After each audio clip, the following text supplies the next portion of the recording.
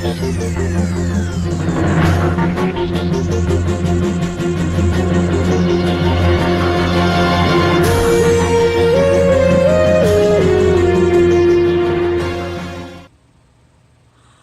up, everybody? It's TJ. I am back. Talks with TJ. And this is the fourth video of the four-part series in terms of fitness versus finances. I wanted to do a set of videos that actually went over how finances and fitness are so parallel. They're so common. They have a lot of things that truly go together in terms of concepts when it comes to either, macros and essential expenses and tracking and fat loss, and all of that kind of comes together, at least in my mind that it does. And I hope that these videos can help you put the two and two together and give you some confidence that you can succeed with one, you can succeed with another, and that's what you want. You want to be, you want to literally be, double when it comes to a win. You want to make sure that you are succeeding financially and physically when it comes to your life. You should want that. There's no reason why you can't succeed at one and succeed at the other. So I definitely hope that you are taking these videos to heart and that you're finding them helpful. That's the only reason that I'm on YouTube, is to be able to help you. Even when you guys see my budget, pickups that I do, let's say sneaker pickups or clothing pickups, it's so that you know that, quite frankly, I am making sure that you guys see what you're able to do with a budget. And you're seeing this top. I mean, technically, I think this top is supposed, this top is going to be in kind of a May pickup. So you guys will be able to see that and see where I got it, which so much stuff I get is on eBay. Anyway, please watch this video. Go ahead and make sure that you subscribe, and also that you hit the bell, get notifications of when my videos are going to go up. I try to be consistent and get videos up every single Monday. The time may vary, but I will try to keep it, let's say, around 12 noon or 6 p.m., something similar to that. So, that being said, let's dive into this very last video, and it gets pretty real in this video, just because I think it's something that we've all experienced, and I'm going to touch on these things. I'm not absolved of them. I've felt them too, okay? And you're getting me, again, comfy. It's NBA Finals time. I got to rep my team. And I just got on comfy. They're like the Nike Rally cut-off shorts. I absolutely love these things. They're so comfy, even in the summertime. So, let's get this started with the last three concepts that we will go over for fitness versus finances. Number one, it has to deal with discouragement. And I'm going to talk about this in terms of fitness first, like I've done with all the videos. But if you are on Instagram whatsoever, and you've ever searched anything that's fitness related or a fitness person, you know that in your Explorer feed, there's just, it's kind of what people think of these perfect people, these physique gods and goddesses. You see abs, you see defined shoulders, you see big old glutes, you see the popping hamstrings, the quads, even people that have amazing calves, you see them, and all of us say they're lean glory or they're strong glory, and that's something that you may be aspiring to be. Whether you are trying to drop body fat, maybe you are aspiring to really develop and define yourself, or maybe you are looking at these powerlifters on your timeline and you're like, man, these guys are crazy strong, this is what I aspire to be if I ever step on a platform. I'm not saying that you have to compete or anything to be strong or be amazingly lean, but I'm just saying, if you're in the Explore feed, you may see this. You may get discouraged from it. It's not like we think of the Joneses as just being down the street anymore on our street or in our school. The Joneses are all around because we're on social media. We can see what everyone is doing on Instagram. We can see what everyone is doing on Twitter and Facebook and all manner of things, and it can be discouraging. I 100% understand it. You see all of these things that you may want, and that may not be where you are in your journey. If you're looking at this person, and I mean, I've even had people comment and they'll see my pictures on Instagram and they're like, oh my god, like, you're so lean and your abs and things. But they could be just starting out on their fat loss journey versus me. I really got serious about mine back in 2015 after we got married in 2014. So, don't compare. I mean, I get it that it's cliche to say, but really don't compare yourself to that, because where that person may be on your Explore feed is maybe miles ahead of where you're just starting. Not to mention, they can have some assistance that you don't know about. Not saying that to piss anybody off. I'm just saying, let's be real here, okay? I'm not here to BS people. You never know that person's story, what's going on, and why they look that way. There are plenty of people that may be Fitspo models or whatever you want to call them. I don't know why they think they're public figures, but whatever. Whatever you want to call them, you may see them and think, oh my god, look at this person, they're so amazingly shredded. And you find out they do really weird stuff. like just lick Oreos and don't eat them because they don't want to have the calories go into their body, or they may smell food that smells really good but they don't eat it. And yeah, a lot of them can be disordered. I just want to put that out there. You don't know exactly what their life is, but you are just envying it because you absolutely want their body. You know, just be mindful. Don't be discouraged by what you see in terms of fitness on social media. Vice versa. You may be in a stage where you are really, really focused on getting out of debt. You can still be treating yourself, but you're still really focused on getting out of debt. So maybe you're not taking trips everywhere, every chance that you get, even if you do have vacation time. Maybe you're not out there to try and buy a home immediately because maybe you understand that when you get that home, it's more than just that mortgage. It's a lot more that goes into it. You know, there are a number of things that can come into play in terms of you seeing what somebody else has on social media, what you may perceive them to be doing with money, and then what can actually be happening. I mean, I think about it all the time. You know, I've chatted with people and you think, how is such and so affording this? Now, I'm not saying you should be in someone else's pockets, you should be in someone else's account, but you never know what's going on. So a lot of the times people that are trying to live these lavish lives online just for the gram, they want you to think that they travel everywhere and they buy everything and they do everything, whether it's concerts, whether it's trips, whether it's clothes, whether it's eating out. No matter what it can be, they could literally be living way above their means and be stretched to the max. You don't know that. They could have maxed out credit cards. They could be robbing Peter to pay Paul from credit card to credit card. You don't know. You may get discouraged because you're like, I'm not in a place where I can do that. You know, focus on whatever place that you're in, because you can still get to the place you want to be, and it doesn't have to be along the trajectory path financially of what somebody else is. You have to keep that in mind.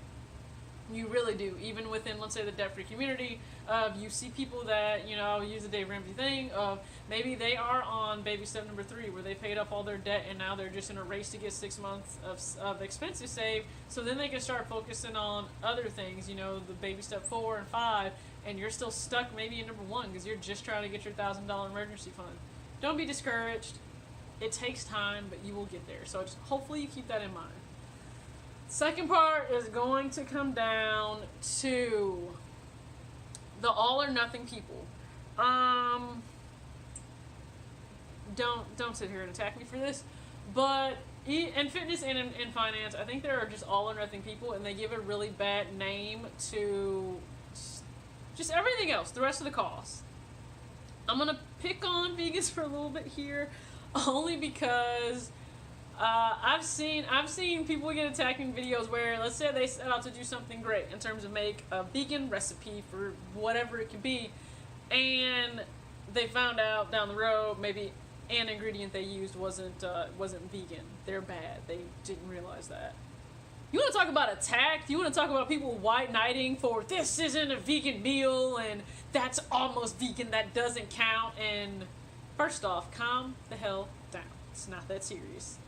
Second, the way to get others to want to maybe adopt your lifestyle is not to attack them, it's not to demean them, it's not to be condescending, it's not to make it as if you're holier than thou because of the path that you've chosen. That's not what this is, okay?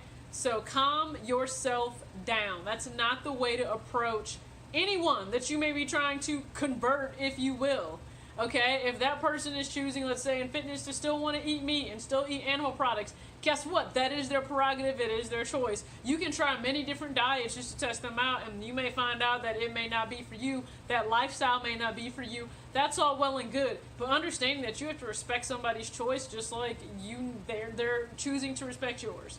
But don't ever think that it's just all or nothing, like your way is the only way, because there are many different ways that people go about things in terms of fitness. People can choose to be fit and run. They can choose to be fit and swim. They can choose to be fit and, let's say, they do CrossFit or they do bodybuilding or they do a combination of all of them, because maybe just doing one is boring to them. Okay, I know plenty of people that walk and just see people do, they walk into a commercial gym and they just see bodybuilding and they think it's boring as heck. Like, they don't understand how people just do it. I don't know. I don't understand how people just get on stairs and walk on a stair climber. That's just me personally. Like, I've done it before. It's just not my thing anymore, okay? Just facts. So don't be condescending and demeaning, especially in fitness and health and the way in which you choose to eat.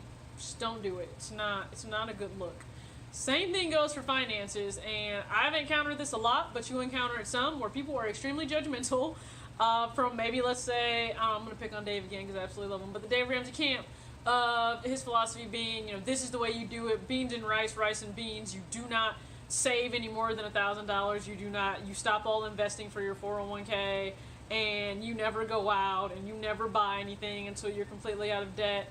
And some people adhere to that. A lot of people adhere to that. Millions adhere to that. Just because millions do it doesn't mean that it is for you. It doesn't.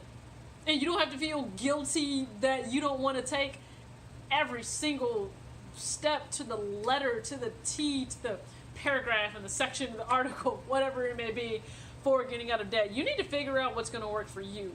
Straight up and honest. That's what you're going to have to do. Figure out what's going to work for you, but don't demean people in the process. Don't come down on somebody, let's say, because they are choosing to use a different method. Maybe they're not as aggressive. Maybe they're just dabbling in trying to get out of debt. Whatever it is, don't be the reason why they totally run from the concept of getting out of debt. Or they run from the concept of budgeting because you've made them feel like a total idiot because maybe they weren't aware of managing their money better. Maybe they weren't aware that if they did pay off their debt sooner, they could save so much in interest and have that money stay in their house, just have better overall cash flow. But if you're poking fun at them, I wouldn't want to deal with your jerk ass either. That's just really how I feel. I wouldn't want to deal with that. That's not the way maybe to approach it. Trying to educate people and just be kind and be a helping hand and have empathy that you were once probably in that position where you didn't know just how bad it was for you to sit there and just wallow in debt. So maybe they don't know either. Just don't be condescending. Your way is not the only way. There's more than one way to do things. There are tons of personal finance books. Read a few. You may find different methods or a hodgepodge works for you. And that leads me to my very final concept in terms of fitness versus finances is you are going to have to find something sustainable for you.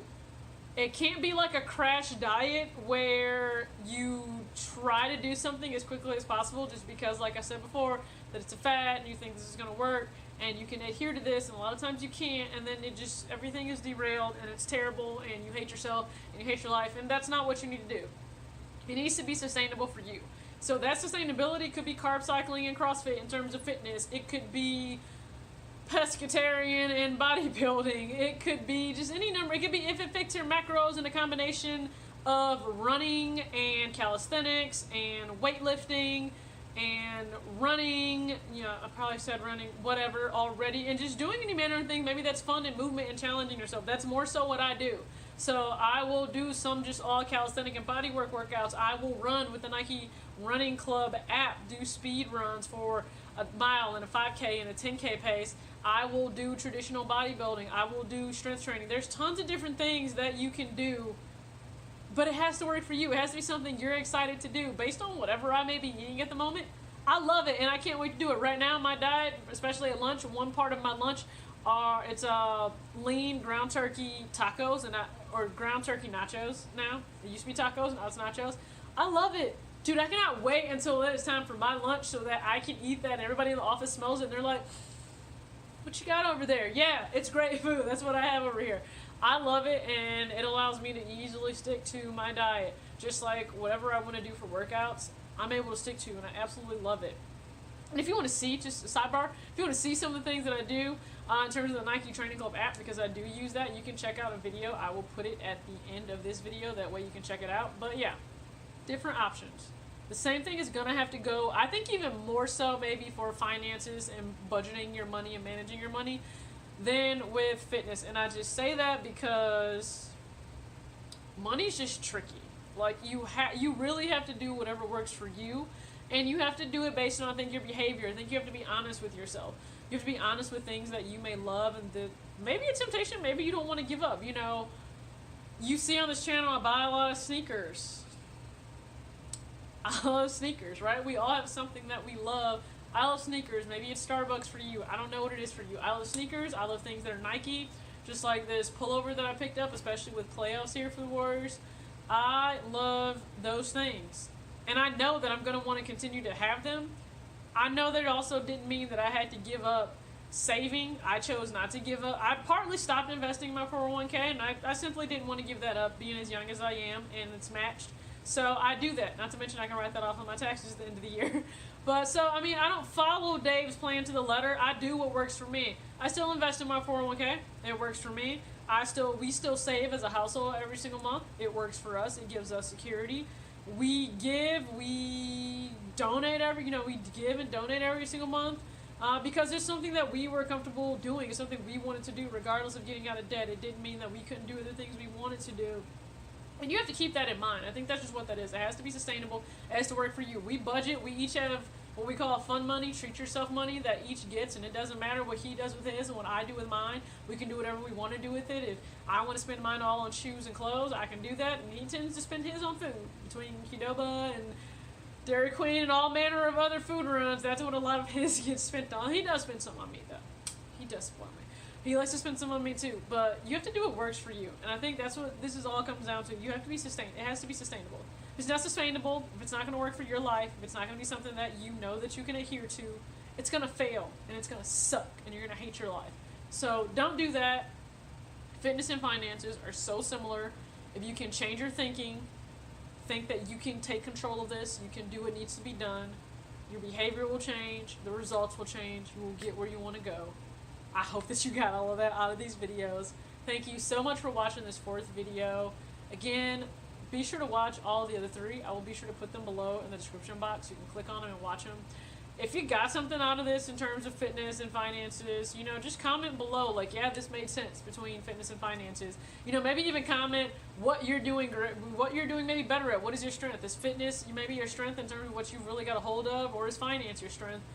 It can be either one. It doesn't matter, but I think you can win with both at the exact same time simultaneously, and I think that would do wonders for your life. Thanks for watching. Please be sure to subscribe. Hit the notification bell. That way you know when new videos come out, and I will see you guys later. Thanks.